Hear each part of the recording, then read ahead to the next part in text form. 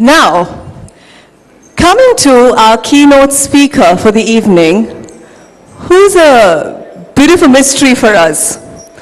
And I guess that's for a couple of reasons. One, he's been sitting here pretty innocuously in the audience, soaking in all the content since morning.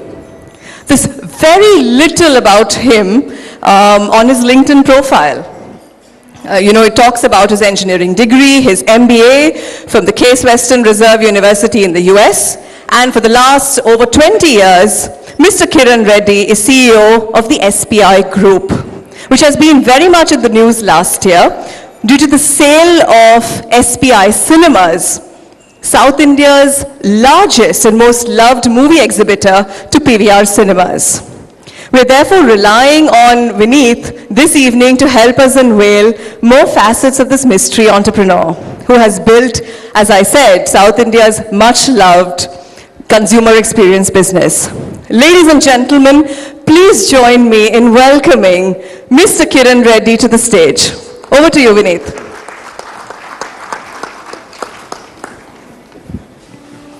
Wait, I think I have to turn this on. It's on. It's on. So Kiran, thanks for joining us, and the start of it itself, you put me in a tough situation because, like she said, I started saying, Arun said, how do I introduce Kiran? I said, do whatever you want and let me try and do my bit of introduction.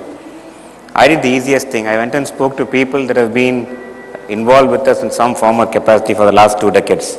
And here is what I got. Camera publicity shy, deep and thoughtful person, insightful, comfortable only with a few people around. Given all this and given what we just got to know, that you're the MD of SPI Cinemas, you're MD of SPI Group, sold it to PVR. What would you really like the audience to know about you? It doesn't matter what you are, but what would you like them to know about you? I think the fact that I truly care about helping other people and creating impact, I suppose.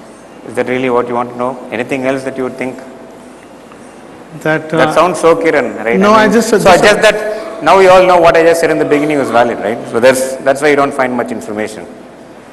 But anything else that comes to your mind? No? Just that I'm a very private person, and I'd like to be behind the scenes. And he exhibits everything else in front of the screens, folks. So yet another thing, right? When you talk to most of the people that we've been known commonly, right? Creative, design-centered thinking, extremely analytical, frugal, financially savvy, often all this combined into one, and makes decisions that you never expect him to make.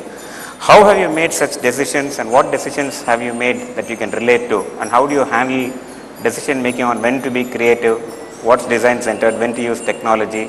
What are some of these instances where you made these during your journey in SPI Cinemas?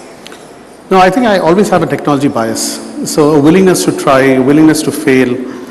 So at SPI Cinemas, we've always experimented with things that other people would choose not to experiment with. We want to be ahead of the curve. And typically it means that you end up losing money doing so. But the amount of knowledge that we get through that process made it worth it. So could you share one or two of such experiments that happened that you think others would not have done? You actually lost money and you learned something. So the earliest one I would say was, in 2005, we were the first company in India to become fully digital. We started introducing digital cinema. It wasn't even a point at that particular point in time. It wasn't something that anyone was considering.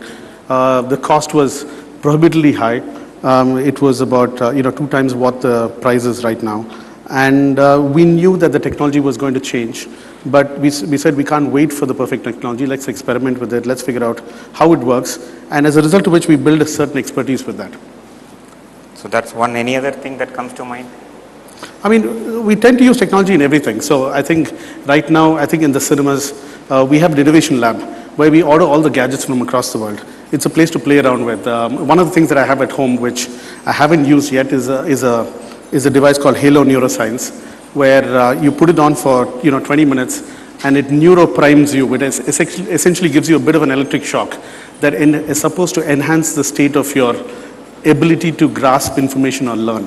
So I haven't tried it yet, so I don't know how it works. But the willingness to experiment, try new things, play around, and actually spend a lot of our time and effort in doing things differently because it is different. Because we can learn from, from experimenting. And so there's no ROI, expectation for a lot of the things that we end up doing. So, I mean, Escape came about around late 2010. That's your second property that you opened. And you took over Satyam Cinemas somewhere in 97, 98, I would assume, right? And that's almost 12, 13 years. That's how long it took for you to open your second property. And what do you think happened, and what was it that took 12, 13 years for you to open? And really, after you opened Escape, I don't know if it's a name or what happened, but you hit Escape velocity and then you hit 100 screens in the next 6 years. But it took you 12, 13 years to open your second property. Sure. And what happened then, and what was that like? So I'll give you a bit of context. When I came back from the US, my family is an industrial family, but I came into a situation where we had gone through a lot of financial problems. And thankfully for that, if I think about it, retrospectively, because I learned the lessons that have stood me in good, that kept me in good stead afterwards. So I think one is that discipline to run business the right way. So when I came in, I had no business opportunity really. I had no place that I could be. So I ended up, there was a cinema that was meant to be demolished and a hotel was meant to be constructed. That's how I got involved with the business. But essentially, for the first 13 years, and I was just talking to multiple people about that, is that businesses take a long time before they grow. And sometimes, as investors over here, you have venture capital investors, you have, private equity investors. Sometimes the time frames that you people have to live with, it's difficult to, for some of the businesses to take off within that time frame. So I think the first 13 years was actually me building the business. I would say by about 2007-8, we started getting opportunities to actually, open in other cinemas.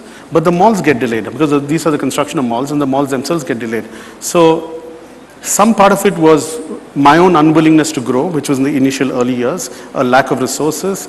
Second is me learning how to, pivot to the right business model. The third is, I guess, you start then creating a team for scale, but then scale doesn't happen because the environment was not conducive to scale. And then sometime, it just happened that in, I guess, 2010, everything then just came together. And then we saw the benefits of it over the past, 8-9 years. So Satyam and Popcorn, right? Satyam and Ecstasy, that's the bakery. These are all quite known terms in the Chennai audience, right? Chennai pretty much loves it. Most of the people in Tamil Nadu love it. What is it that made you do those things instead of looking at expansion? You just talked about that and you traded off and said, I will do these two things. I did these things differently than what most other people did. And running a cinema, I wouldn't think I would want to do a superior experience in Popcorn. I wouldn't want to do a bakery with a Michelin chef come and do this. What was your thought process that was running in your mind while you ran these experiments? So I think strategically, we were in a bit of a disadvantage. I think, the competitors of ours had a lot more resources. They had the willingness to scale and go to multiple places. So we decided that we should play the game in the way we know best, which is actually to complicate the business. So people who scale businesses sometimes tend to simplify businesses because it's easier to scale. So we went the exact opposite route, saying that, listen, how can you create a great experience, but that great experience is going to be painful? And how can we just take on that pain and be willing to do that? So it helped because we were only operating within one particular region, a particular cluster. So we created a very complex business. We had not a single person was outsourced. Every person was brought in-house because we believe that, all our employees are the face of the organization. They're the touch points. And you can't have people who don't feel a part of the family. The whole experience was designed in such a way that, food was a very integral part of the experience. Most people within the business essentially trade in food. They actually have external vendors come and, sell food within the lobby environment. We decided to get, a 3 Michelin star chef from France. He was with us for about 6-7 years, helped set up the systems. We have a couple of 100 chefs that we've recruited. So we built a whole system at the back end. We had, central kitchens. We kept a kitchen in every cinema. So we did things that other people would not do. And I think, that is really a function of, I mean, when you can't compete in a larger space, you can always find a creative way in which you can compete, within a smaller space, and in a manner that other people will not find easy to replicate. So, I mean, your focus on customer experience, having known you, has been very interesting, and there have been numerous experiences, right? One that most of the people that we've known recollected was the Mac theft experiences at Escape. I mean, the numerous Macs that went missing in the early days, and you persisted and said, keep going. I mean, it's okay to have the Macs. It's the experience is important. Let's do this. There was a library there that you set up in a movie hall for nobody knows why, but people enjoyed it, right? And numerous other things that you did like that. What was your thought process while all these things happened? Another thing similarly was your customization, even the concessions, right? Concessions for folks here is the place where people during the interval and when the movie starts, before and after, go and buy snacks. And you said you're not going to optimize concessions for quick service alone, but you're going to optimize on variety. And so we'll sell as many things as possible in the concession because that's an experience. So how did you even think about these customer experiences? Because, I mean, there was no template that you picked up from somewhere and did this. So how do these experiences evolve? I think in a much simpler way, I think it's just about putting the customer at the center. And when you truly care about the customer, I think solutions come around that. So, I mean, rather than think of a process, it's just at every point in time you think, can I do better for the customer? And we used to, I mean, it's an industry based in feedback. I mean, when you're in a city, when, people who go to the cinema, give you feedback and say, listen, I had a great experience. But I think some of the greatest joys don't come from all of that. It actually comes from some of the mails that I've ended up receiving, where there was a situation, for example, where, there was a customer who came and, tried to buy something at a concession stand, and he was short of money. And the person at the counter said, listen, don't worry about it. You just pay whatever you have. I'll take care of the rest. And essentially it meant that the person, our employee, was going to pay for, the food for that customer. And sometimes it surprises me how people the employees that we have go out of the way to do things and go beyond our expectations. And I think that is really amazing. And you also talked about how these places create experiences, right? So 15 years, 20 years, 25 years later, people have come, seen, brought their kids or their wife to the movie there and said, hey, in high school I saw this movie here, and written to you about these things. And that kind of also built, I think, some conviction in terms of memories people were carrying and all that. So, I mean, So I think one of the things that we are lucky, and very rarely you get that opportunity in a business, is to have a cinema or a brand that has been around for a long time. So essentially, the memories were already there. All you had to do was keep the memories alive.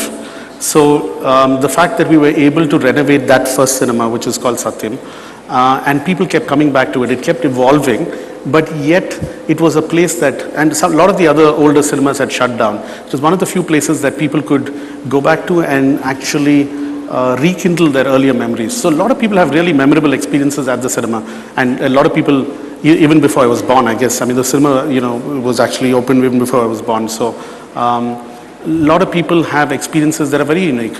I mean, their first date in that environment, there was somebody who was at that point heading Coca-Cola in the region, and he used to, study in a college close by. He said, I came and threw stones at at the cinema. But each one had a memorable experience. So I think in some way, we're lucky to have a brand that has had the history of, of those memorable experiences, and we were able to build upon that. So interestingly, was there a particular incident or something that gave you the insight that you're really not an operations person? I mean, most people that know you intimately say you're not an operations person. However, everybody did say that you're an operationally aware person, right? And all your decision making, brainstorming, mentoring came around operations, but you're aware yet not an operations person. And knowing you personally, I think you've also often said that you took time to step back from the operations to look at the bigger picture, and there were numerous times that you made these conscious decisions to do that. So how did that come about happening? I think it's much simpler than you're stating it to be. I think inherently I'm a lazy person. So which means that lazy people have to delegate. So they can't do all the work themselves. The second is that, I decided early on that whenever my kids were on vacation, I was going to be on vacation, which means there would be at least 3 weeks in December, a week in between in March and in, September, October, and then 2 months off in summer. So I was going to do that no matter what. So even if the business was going to operate at 90%, I was going to do that. And what is surprising is the business probably operated far better than, how it would have if I was there. So once you have that realization that, once you delegate, people, take on the responsibility, you trust them, they actually perform much better than you overseeing them. You're happy to delegate and let go. So I've learned early on to just delegate and let go, and then be a bit of a mentor to people. So I don't see myself as a boss. I don't give people direction. Most people know their roles. I see myself as setting the vision, building the culture, and helping them and coaching them into how I would think about doing certain things. So with the benefit of hindsight, Kiran, right now, if there is one thing that you had perhaps done differently, what would that have been? I don't think of life that way. I'm quite happy with the way things turned out. But given all that's happened, is there something that, as an academic exercise now, you would like to think about? No, it's a way of me finding my peace with, what's happened. So I don't go back into hindsight. With hindsight, everyone's got things that they could have done differently, but I think it's... What's your experience through this journey? And what people also don't know is your other ventures, including energy and other things that you have done. What's your experience been with PE, venture capital, with strategics and so on and so forth? And what's your reading of that landscape in India? I don't know it well enough, and I'm just beginning to get to know about the landscape. I did try to do, there was, while I was doing the, strategic transaction, on the other side, I was in conversation with private equity funds for them to do a buyout, not a 100% buyout, but a 80% buyout.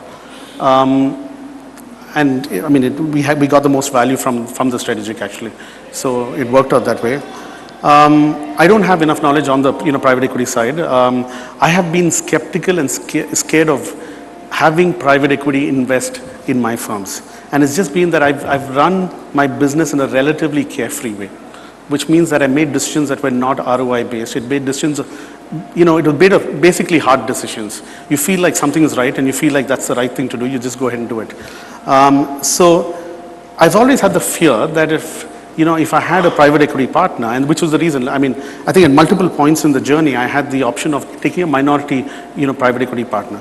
But I always had the fear that then there would be a conflict between the way I operate and, somebody else. And it's probably not the case. I think there are lots of lovely private equity investors out here who enable and let entrepreneurs be. But I think I had that belief which possibly prevented me from taking on capital earlier. And I know that one thing that you've been very particular about is building the culture of the organization and spending a lot of time in shaping the culture. Most recently in our discussions, you also now said that the principles of the business is as important, if not more important than culture. What brought about this shift in your mind that culture is extremely important? However, I think I would like principles to even drive culture going forward in all my endeavors. And that kind of, I think, organically grew in our discussions. But what led to that shift, if I may ask? No, I think it's principles are a shortcut and an easy way of running things. And if you define the principles, it saves the organization trouble from having to think about issues on a constant basis. So right now when I actually create a business, I start with what are the principles by which I want that business should be run. So I think in my life also, I think like all of us, I think we operate on certain principles. We just don't document them. And inherently, if you think about it, all of us operate on some principles. So I just started beginning to document them, and they reflected my personality. So I created principles of the organization that reflected my personality. So interestingly, post the PVR transaction, what I have seen and I know is that you have been spending quite a lot of time with entrepreneurs and funds and everybody else in the ecosystem, and you believe that there might be an opportunity and that's going to be a large part of your next innings. Could you share something as to what that might be and what's going on in your mind right now? This is the audience that we can take as much inputs from. So what's going on in your mind about that? So a couple of years back, I made the decision that I needed to shift my focus rather than just, running a business to running businesses that create impact directly. So, as part of this transaction, I have surplus capital, and the surplus capital has to be invested. I'm going to, there are going to be few entrepreneurial ventures that I'm going to be involved in directly myself. And the rest of capital has to be invested anyway. So the thought process was, if I was going to invest this capital, I have a choice of optimally investing the capital and trying to maximize my return, which truly from where I am, it doesn't make a big difference if it's plus or minus some percentage. So then the thought process was, can I get a secondary objective? Can I invest the money with people or with an ecosystem and to actually enable the ecosystem rather than, just invest money in a way to maximize return. So I'm looking for places and opportunities and people who I would like to invest with. There are some of them in the room, who I've already invested with, and I'm glad I did. The intent was, can my capital play a role that's just beyond, getting a monetary return? And if it can, there's a positive value to that. And what are those things in your mind, those roles are beyond that? I mean, when you say beyond that, can you be a little more specific in what you believe? So I'm trying to figure out a place for me and my capital in this ecosystem. Where solutions are already available, there's no point, there's no value in me coming in directly. But there are places, and from what I hear from having conversations in the ecosystem, there are places and gaps where entrepreneurs need either funding or need support, need mentoring, or there are companies that are in certain stages that are not investable, but they're still good companies with good business models, or you need more patient capital. So these are places where just thinking about, is there a role that me as an entrepreneur with a certain perspective can actually bring into this ecosystem? The fact today that it seems like secondaries are a little difficult to do, so is there a secondary marketplace that needs to be created? So I'm just beginning to think about, is there a place for me and what is the role that I need to play? And interestingly also what you have said is that you're a big believer in open source, and you actually said this, and we've discussed this multiple times, that if I were to actually do a company next, I will actually have my competitors walk in anytime and actually see whatever I am doing and share whatever they want to know. And you believe that somehow that's quite good for the growth of the organization. I mean, what prompted such? So, it was prompted by, and it was a shift that happened over a couple of years. And it was, I've begun a spiritual journey a couple of years back, and the guru, one guru had mentioned this. He said, you can think for yourself, but you can't think against somebody. So even your competitors. And I started to make that shift internally in myself. So I started feeling happy for, if my competition did something that was actually good and interesting, I started feeling happy for them. I started being inspired by that rather than feeling jealous of that. So that shift started happening. Then I said, listen, what happens if I push it to the next bit? And the next bit is then saying, listen, can I enable my competitors? Because essentially all of us in the journey of solving some problem or the other. Okay, and I'm not going to lose anything by actually sharing my ideas, my thought processes and things. There's enough of a market, enough of space, for that. So it started the journey of beginning to, unfortunately, I was not able to do it before the transaction.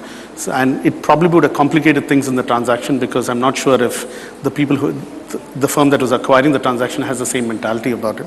But in every other business, and in the impact business is actually much simpler, because in an impact business, the only way in which you can create impact is to share the knowledge that you have, because the level of impact that any individual or any organization can create is actually minuscule. So if you really want to go after a problem, you have to get as many people to actually go after the problem as possible. And the only way to do that is to share, whatever knowledge that you have. And one good thing about sharing your ideas freely and sharing your intellectual property freely is that the focus then moves to, you have to execute much faster. If you have to actually then, compete in that environment, you've got to find a way in which your ideas are implemented much faster. So you have to build a culture that implements those, much faster. So I think going forward, I will do everything open source, which means that anything that I do, I'm happy for people to look at my financials. I'm happy for people to look at my, come and have a look at my processes, systems, everything. Given perhaps not so conventional answers with Kiran, I'm sure there would be people that are interested in getting to know him and ask. So are there, Arun, can you take some questions, please? Yeah, we can. So, are there some entrepreneurs or somebody else that would like to start asking some questions from the audience?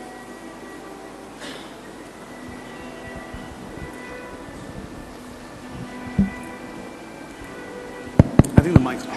Hi, Mr. Kiran. I'm from Chennai. Barring the last 7 years that I was in Philippines, I've been in Chennai for 20 years. So before I start my question, I would just want to spend 1 minute giving a background. Sorry, I'm not able to hear you clearly, so we've got to get...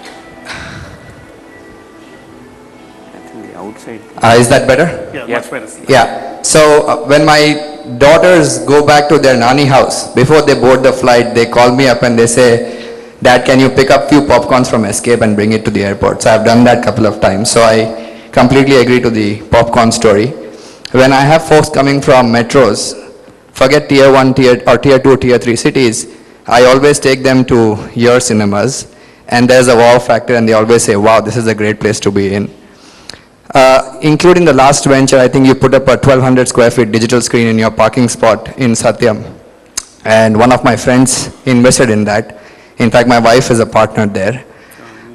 So with that background, that brand value, the business is on a high. The entrepreneurial attachment that you have with the business, I'm keen to know what are those factors that help you come out of your dilemma of getting rid of that business. So what were those tipping factors that help you move to the other side and say, okay, I'm going to let go of this and I'm going to go somewhere else?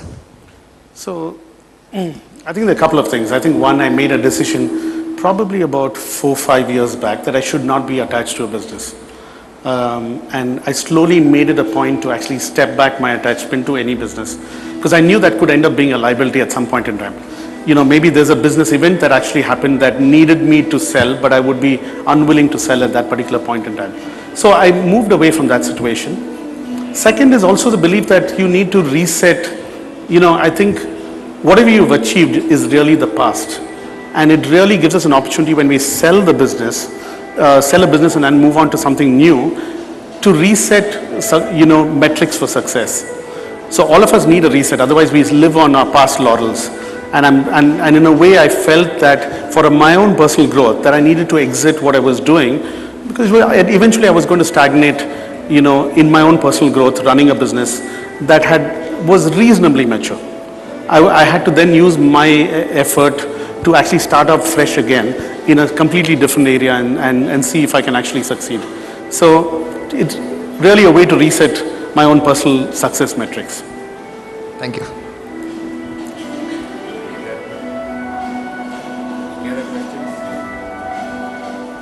Any other questions? So no other questions there. Just picking up on the last point you made about success metrics, if you look at your journey over the last, let's say, 10, 15 years, how have those metrics evolved over time? What has changed? What has stayed the same?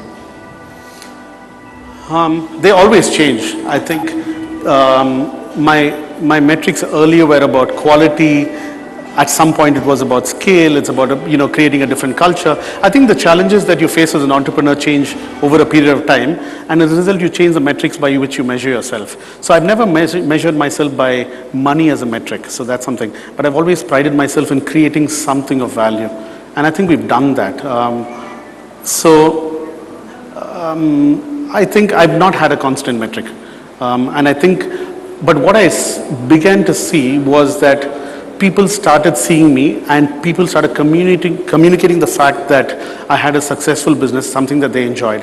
And I shouldn't have, I mean, I didn't want that to get to me, for me to start believing that, you know, I might have just been lucky being successful.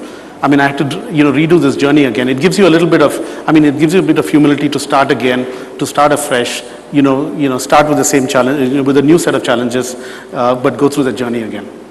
So this time the metric is probably about impact, you know, is the depth or the scale of impact. I haven't figured out which one.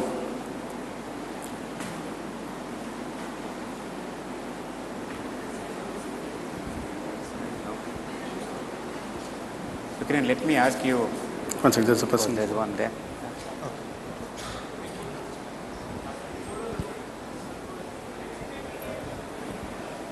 Hi. Hi, so my question is more around how are you going to redeploy this money? Do you have a venture in mind? Are you taking a bet on the OTT segment or anything very fresh? I mean, I know you've touched upon impact segment, but I still wanted to understand what is the businessman inside you trying to get, you know, the commercial returns on it. Sure, I'm going to continue to be an entrepreneur. So on one side of it, I'm going to create businesses. ideally I want to create businesses that have the ability to help or help solve some problems.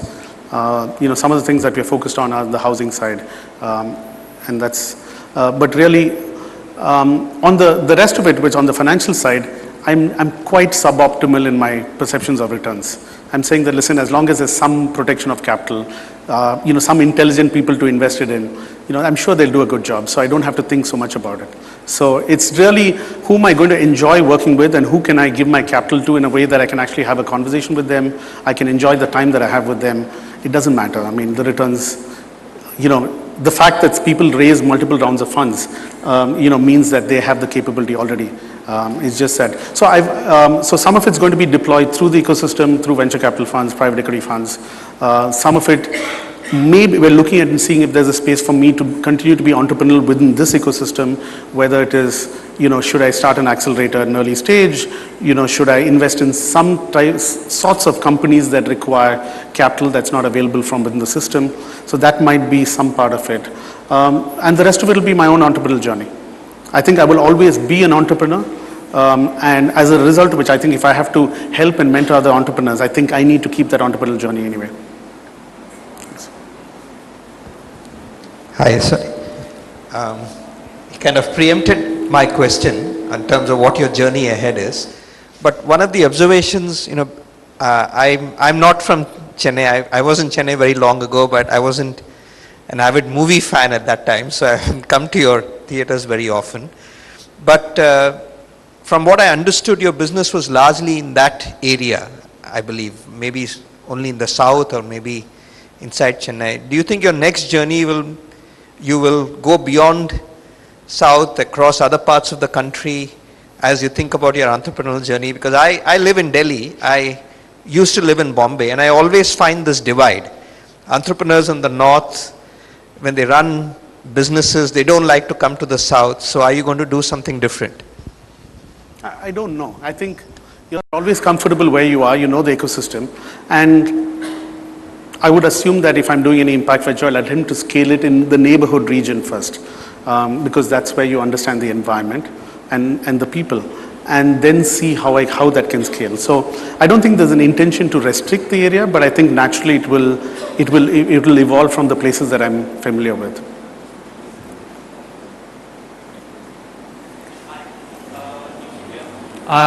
We are an education startup based out of Chennai, and when you said that it sometimes takes long time for businesses to build, and business and education sometimes you don't know where the line is, and when you're pretty let's say into the impact side of it and really trying to improve that, my question is, there is always that fear of not scaling, maybe because of whatever the environment from an investment point of view might be. Like even today, if you see the top 5 sectors that what discuss education is like almost nowhere. But having said that, how do you manage that internally with the teams as a leader, where you want to grow as a company, every employee and every person wants to grow, see personal and as well as the company grow, and there might be like a little bit of chaos for some time. So how do you internally as a leader manage that? How do I manage growth? Probably uncertainty that gets created in the team during that period where you don't know whether you'll be able to really scale versus really consciously staying small. I'm not sure I necessarily get your question, but I'll try to answer it. One of the things is, growth is one of the uncertainties that you'll face. And you're saying that, people might be scared of, stepping out of their comfort zone, I say in some way. But I think one of the things that you can do is you can create an organization that's excited by stepping out of the comfort zone. And I think that's one thing that we've done, that everyone seeks a new challenge. There's always something interesting, always something new that we do. So even the transition and now the acquisition by PVR, I've shifted it to give my people to have that perspective, saying that it's a new adventure, it's a new journey. And I say that, and I shouldn't say that because there's some in the room who probably have access to the PVR system, but I said, listen, let's treat it as a reverse takeover.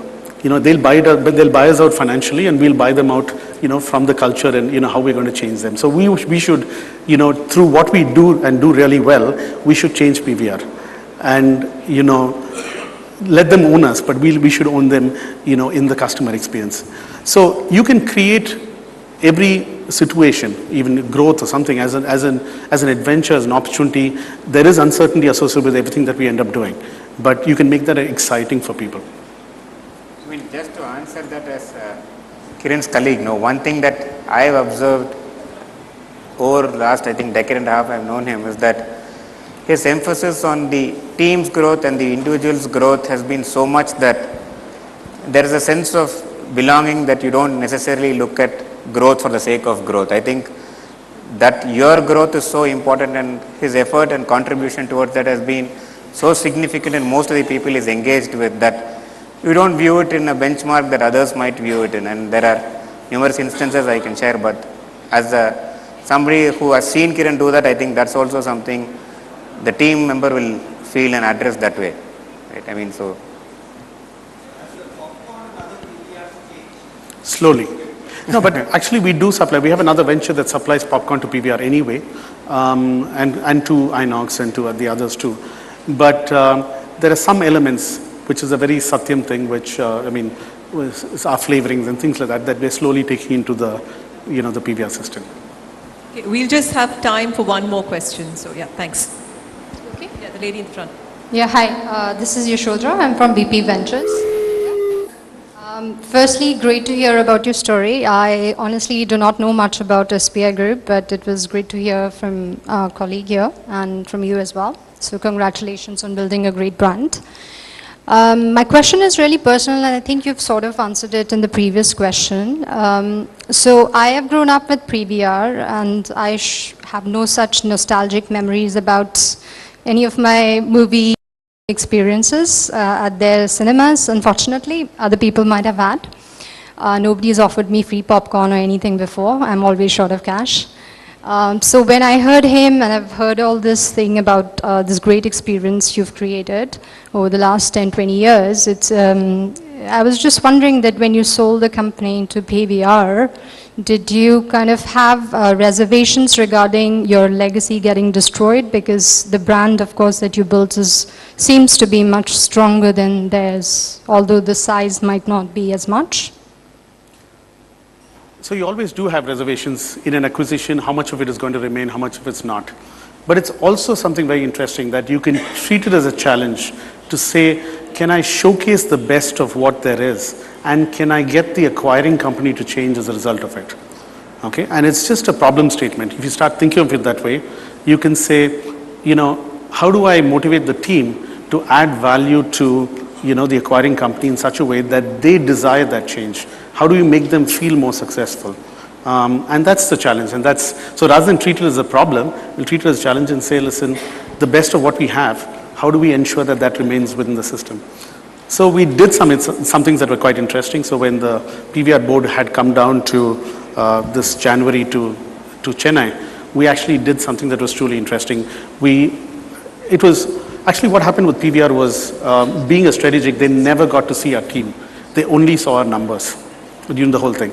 So they actually have no idea as to how we run the business.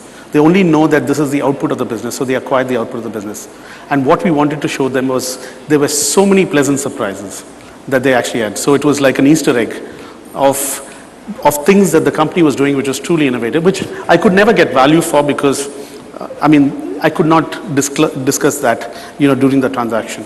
But it is now an opportunity for us to show that, and the PVR board was actually completely, baffled by some of the things that, we were doing, both multiples, Warburg Pincus, so it was actually really positive, and as a result of which now I think the Chennai team is going to then act as a South Indian headquarters for PVR eventually.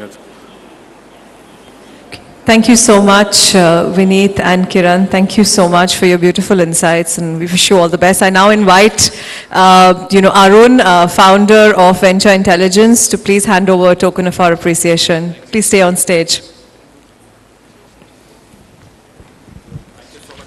Thank you, Arun. Wonderful. For somebody who does not believe in business cards, there's no one here.